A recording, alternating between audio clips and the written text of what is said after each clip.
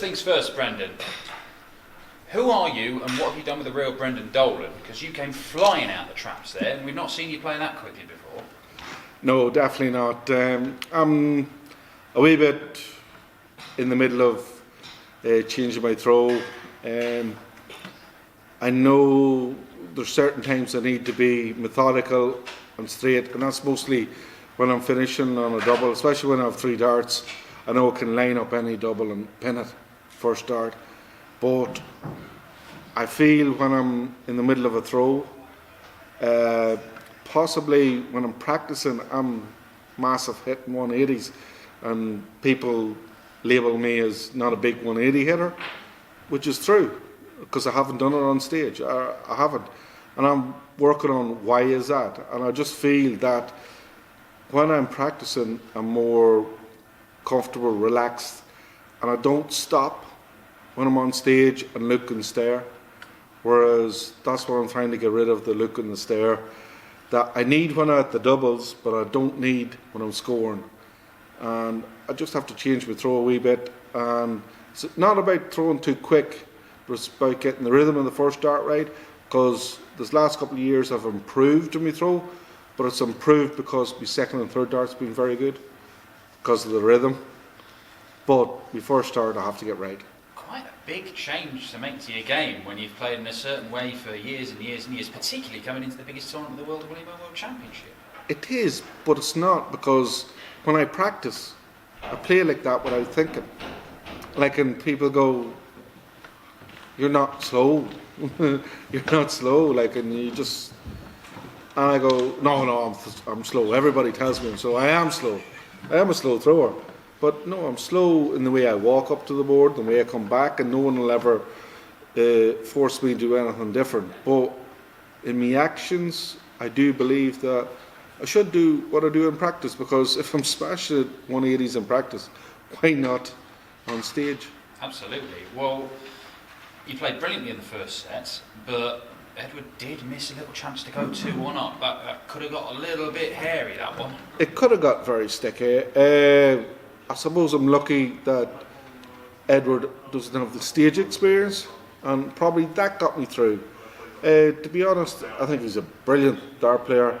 I think he should push on and maybe go to Q school and maybe try and further himself, because you will become a better player when you play against better players. And I think the young lad has potential. But I possibly felt too comfortable up there. I think I drifted in and out. My focus probably wasn't great. I came out determined. I am one for preaching that I tell my friends and my mates to get out strong and put them under pressure. But I switched off after I'd done that, and I'm disappointed in that myself, but I can make amends, I can change things, so I'm thankful of that. Well, there's no room for any of that when you're taking on the second favourite for the title in your next game, Gerwyn Price, a man you have beaten on big stages as well on the European Tour, but this is a different kettle of fish, isn't it? Different kettle of fish, but every game's different. It doesn't matter how many times he's beat me or how many times I beat him. I think it's probably evenish. You know, I don't know, maybe in his favour, I don't know, but I know I can beat him.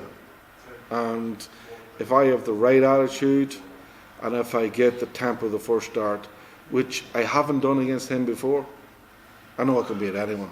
The problem is, if I bring my practice game to the stage, no one will frighten me, no one will even compete. So we need Brendan, enjoy Christmas. Thank you very much, Dan. Brendan, just touching on the Gezi clash up next. Yes. Did you watch his performance last night? And do you think? I did. And do you think he's there to be got at? He looks slightly rusty. No, I don't, because it's about winning, and Gerwyn won, and Gerwyn's a fighter, and when he's playing bad, he knows how to fight. But I think I know how to fight as well. So I expect the two of us to come out better, and but if I play to my full potential, my belief is I will beat him. But it's no disrespect to Gerwyn. I think he's probably been the best performing player over the 12 months, over the whole 12 months, not just for one tournament here or there. I think he's played this year the best performance, and I think he probably the number one player coming into this. Obviously not in the rankings, but every game is different, so I know I can beat him. I have done, I don't know if I can do it again, but I don't want to disrespect. I totally think he's amazing in what he's done, but I'm going after him. In the build-up to the William Hill World Darts Championship, no one really knew who Edward Foulkes was. Mentally, were you preparing to play Mike DeDecker subconsciously? Well, it was about 4 or 5 days ago that I knew the results, so probably subliminally in my mind I probably was thinking of Mike, but as far as I'm concerned it's about me and not anyone else.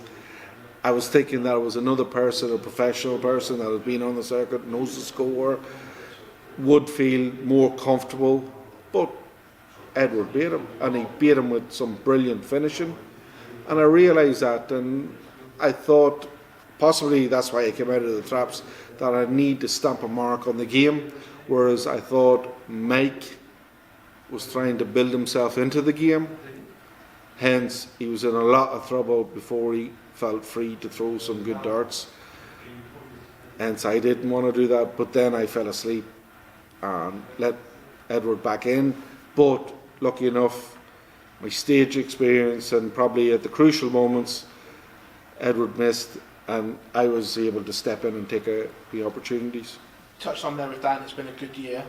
You're now on the cusp of the top 32 again. Is that the next one to tick off to get back into that top 32? I suppose technically I was in top 32 before this started, but obviously I'm defending the quarterfinals of 2 years ago, which obviously sends me way back out.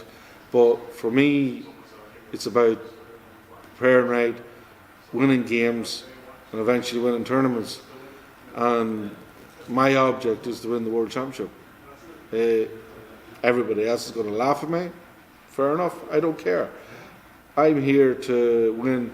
I'm trying to change things with my throw to make it better, because I know in practice I'd win 10 World Championships. But it's not about practice, it's about the pressure, handling it on stage, everything else, handling what your opponent throws at you. And it's about mental strength. And for me, I am prepared to go all the way. Brendan, congratulations always. Thank you very much. Thanks, Phil.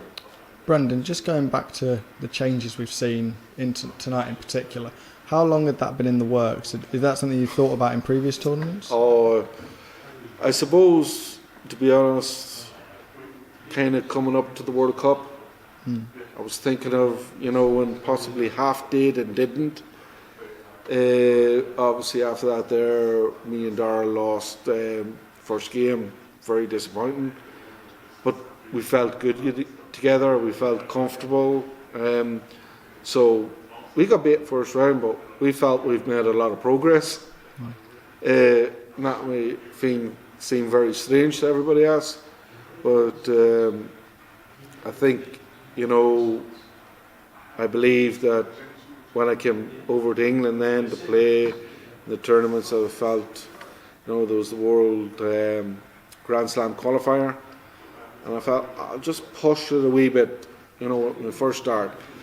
Not sure how I was going to throw it, and I haven't got it right, perfect, but I know I'm better at it. And obviously I lost to Dave Chisdell in the qualifier. I missed one dart at double 12 to go and play in it, so with a bit of luck things could have been different. I had a great winter series then after, playing, obviously what you would say quicker, but it's more about, for me, getting the tempo right for me. When I pick the dart out of my hand to throwing, it's not about racing up to the board and chucking them for no good reason. But because I try that, maybe at times in the middle of the game I do that. And possibly in the second set I was throwing for the sake of speed rather than, it's just because I'm not used to it. And it's probably wrong to be changing things, but I do believe it's the right way to go, and I know I'm going to be a better player for it. You know, if I have it timed right in the next round, I'll be winning. That's what I believe. And you mentioned the £50,000 ranking minute that you're defending this year from 2 years ago. Is that pressure, or? It's not pressure, because in the last 2 years I've done well enough that I'm not losing my tour card. Like 2 years ago I was on the verge of losing my tour card. So it's no pressure. It's a gift. It's a chance. And for me, I know that with the right mental attitude and preparation, I can go a long way in this tournament. Unfortunately, with the pandemic and everything, it's mentally a torture for players that can't get home. I possibly could get home, but I may not get back because rules could change. So I have to deliberate over that over the next 6-8 hours and decide what I'm going to do. And to be honest, I could only see that I can't risk it. Brilliant. Thank you very much for your time, Brendan. Cheers. Brendan.